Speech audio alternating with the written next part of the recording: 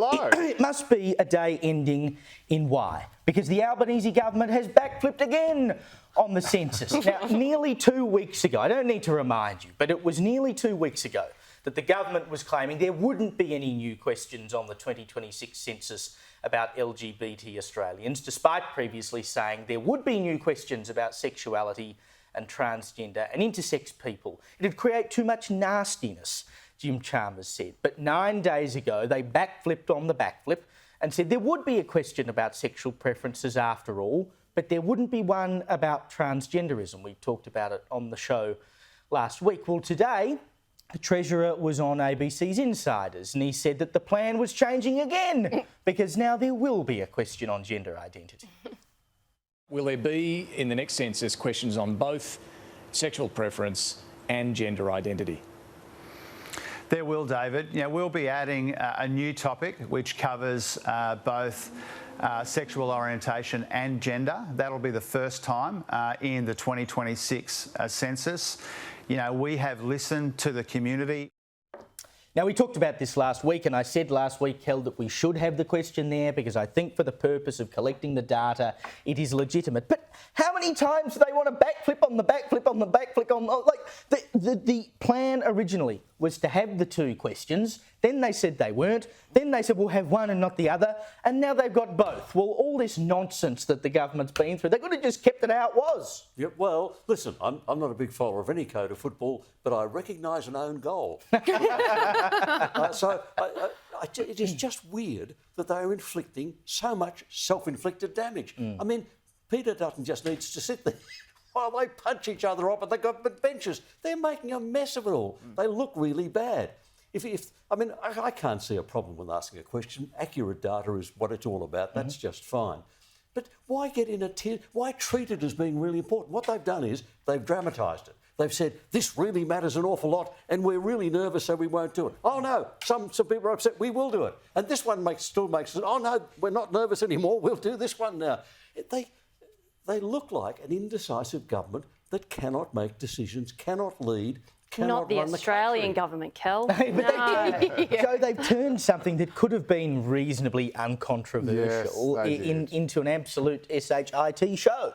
Yeah, they did. Look, obviously the usual disclaimer, my wife works for Equality Australia, which has been pushing for this and was the lead among the groups. We need to get you a cowbell. Drew it to national attention. I know. John Laws used to ring the... What I'm trying to say is I'm an ally of the LGBTIQI+ community, whatever the letters there are now. But so it was always going to end in... It was always going to be a problem. You've got a very vocal, a very active group. It's a minority of people, but it is a minority of people for whom this is the most important thing in the world. Why is it the most important thing? Because if someone was going around saying to you your whole life that you are a man, and even if you think you're not a man, you are a man, and you have to tell people you're a man, and your documentation has to say you're a man, you would be ropeable. And there are people who simply feel like this is not who they are. It's just such a Marxist mentality. It's not. It really is. It's so Marxist. There are genuine issues, and there are genuine questions and concerns that need to be raised. We have to make sure that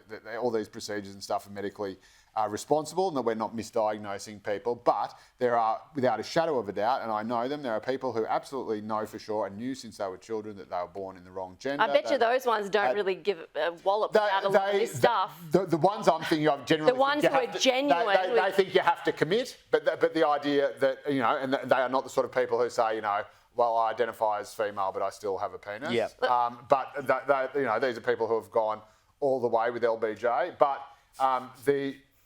the idea that you would say to those people, oh, no, you're still a man, is pretty appalling. The whole thing's, like Kel said, an own goal, because if they truly are female or male, then they should just tick that box. The problem was, so the ABS set up this working group, an advisory group to tell it how to do this thing. I'm told, I haven't actually seen the wording, but I'm told that the wording of the questions they came back with was an absolute basket case. I also know for a fact, in my bones through sheer telepathy, that this is not an issue Anthony Albanese wanted to touch with a barge pole during a cost of living crisis, and he's obviously had his fingers burned by The Voice, and people thought that he was out of touch for pursuing that in the middle of an escalating crisis, and he's learned his lesson the hard way with that.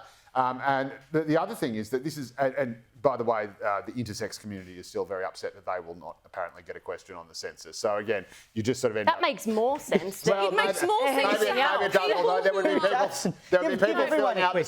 be people filling out the census who may not even know that they were intersex at birth. Well, I've always been intersex, Joe.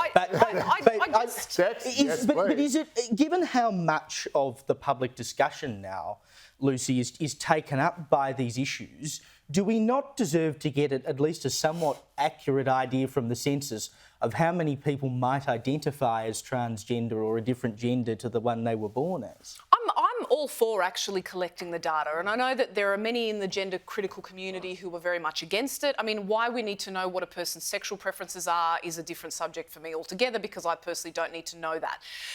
But ultimately for me, what this comes down to and why I'm so confused by all of this is that all we've heard for years is that trans men are men, trans women are women. If there is a box that says female and a box that says male, won't they be actually selecting the gender of which they identify with and which many have gone to the trouble of having reflected in their legal documents anyway? What they're effectively saying, just from my perception and looking at it, Joe, is that no, actually, I'm not a man or I'm not a woman. The identity that I'm identifying myself into, I am transgender. So you're effectively admitting that you aren't that actual gender in the first place. I'm very confused. So you should be very happy. This is what you've been saying the whole time. No, but exactly. But all it does is validate that particular argument, Joe. So I'm just what I'm wanting to say is that I'm confused by. I'm not against transgender people wishing to live the life that they have chosen to live. But what I am against is it being reflected in the law, which has a host of issues with it, and it opens let me finish, it opens up a portal way for people like sexual predators and pedophiles to self-identify so that they can enter women's only spaces. This is the big problem that I have. Obviously, you know, if and where that is happening, that has to be absolutely crushed, and we have to make sure that's not a loophole that's being exploited. I think that would be a tiny, but the law allows for it. That's I think that would be a tiny, You're not even allowed to question. Tiny amount of cases, and there are plenty of pedophiles exploiting plenty of institutions and plenty of loopholes already without having to pretend to be this a different just makes it gender. even easier. I don't know if it does actually make it easier. There are plenty of men who identify as men who, through boarding schools and government institutions and religious institutions, have been able to grant themselves limitless access to vulnerable people without ever having to pretend that they're a woman. Well, that's because they wanted access. But you're also saying that the women who are in these vulnerable spaces, like a rape crisis shelter, who's triggered by the presence of a male who says, I don't want to have biological men in my space, they're being told that they don't matter, I think obviously you have to make sure that in situations like that, that there is a safe space for women who. But there isn't anymore, Joe. This is the point. In 2013, when the biggest fraud for feminism, Julia Gillard,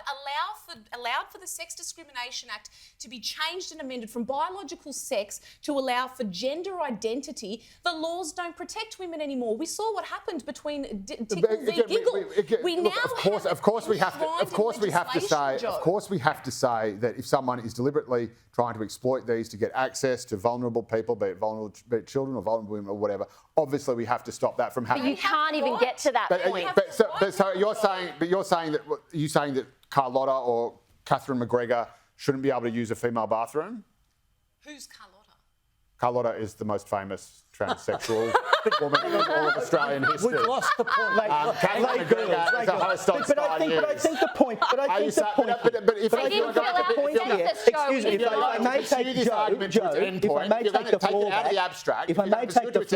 they have to use male toilets. If I may take the floor back for a second, I think this proves the point about why we can't just take the floor back because it's an uncomfortable question that you now actually have to face an actual, real-life, tangible. But no, I can take the floor back because it's my program. That's one person, exactly like the person who is doing dodgy But things. this is why we deserve to have data around how many people are identifying as transgender or otherwise. It tells us how big of an issue this actually is. I think that's why the question should be there, and it always should have been in the first place. And the government has opened up a can of worms it didn't need to by going down this road.